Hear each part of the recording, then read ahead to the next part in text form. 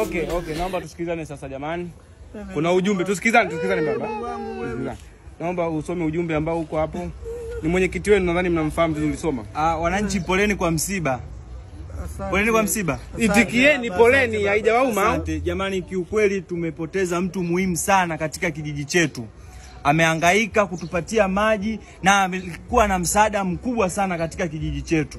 Si ndio? Makofi kwa hilo.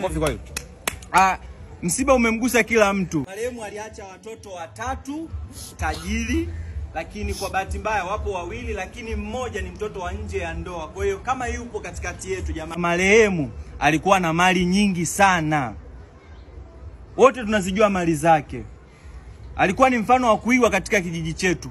Hakuna ambaye atalisi zile mali isipokuwa watoto wake tu. Ndio. Na watoto wake ndio hao 3. Watoto wenyewe ni hawa. Watoto wako 3 jamani. Sasa hapa wapita watoto 3, wenyewe mwenzenu yuko wapi? Ambao 2 hawa hapa, mmoja haonekani. Huyo mmoja naomba yuko wapi? Huyo mmoja jamani. Kama yupo naomba asimame, ni sehemu nzuri tu ya kuonekana hii. Alikuwa mtoto wa tajiri. Yuko wapi? Kiongozi. Kiongozi ni pole. Jamani baba. Pole. Baba. Mbona umechelewa, ulikuwa wapi sasa? Kulikuwa na gari pole. Jamani baba.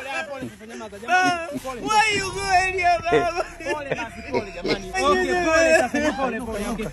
Kana wenzio jamani. Kana wenzio hapa, ndugu zako hapa. Na maana nyinyi amjuani, hao ni ndugu zako. Ni hapa. Okay, naomba tukae sasa wafiwa. Pole nyamaza. Naomba sasa naomba kidogo hapa. Yes.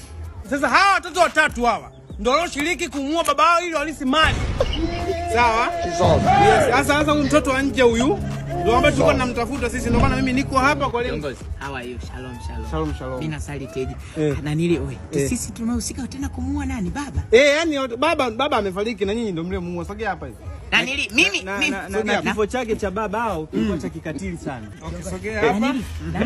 Unataka kusemaje? Na nili mimi hapa wewe. Amehusika kumuua. Sio wewe. Kwani wewe si mtoto au baba umesema au? Mimi sio mtoto wa mimi ni bosi. Mimi nilikuwa napita. Leo ni Jumapili. Anajisahau sana huyu. Tulia. Kiongozi, mimi tulia nimesema. Jamani, sababu kaa chini. Jamani, nisikilizeni. Watoto msiue wazazi wenu kwa kosa. Sawa? Yaani eti unaua mzazi kwa sababu unataka kwenda kumiliki mali. Unaona ujinga leo ufanya huyu. Unaona kama huyu mtoto wa nje ameenda kumpiga babake bastola. Kiongozi, mimi hapa sijampiga huyo bastola. Mimi sina bastola. Mimi nasali keji. Hairuhusu mambo ya mauaji ya tilu. Mimi nimeuliza kwa nini mmempiga mtu wa watu na baba. Kwani wewe ndio kina nani? Sijui. Wewe usindwe. Wewe ni mtoto wa nje, umesema hapa wewe ni mtoto wa nje na ulikuwa unalia kwa uchungu. Haya. Naam. Wewe umkeni hapo. Mwenyekiti, nashukuru sana kwa lakini kiongozi. Nini? Mwenyekiti. Je, mimi umeniona kweli mimi ati na huyu hapa baba? Sasa yeye hajui. Mtoto wa nje ndio umejileta. Yaani wewe kama ulichoonyesha hapa ni ushirikiano. Nani kiongozi mmoja naomba unamuua baba wako afu unavaa cheni. Wewe kule. Kiongozi, mimi sijamuua. Wewe. Hebu twende bwana. Wewe mmoja wewe. Yaani unaenda kumuua babako au kumuua babako? Mimi sijamuua kiongozi. Hebu twende. Nilikuwa samani nilikuwa nauliza kesi kama hii ni jela miaka mingapi? Zamani ilikuwa kama 200. Sijajua kwa sasa hivi. Sijajua kwa sasa hivi. Kwa katiba mpya sasa hivi. Sijasoma bado. Twende.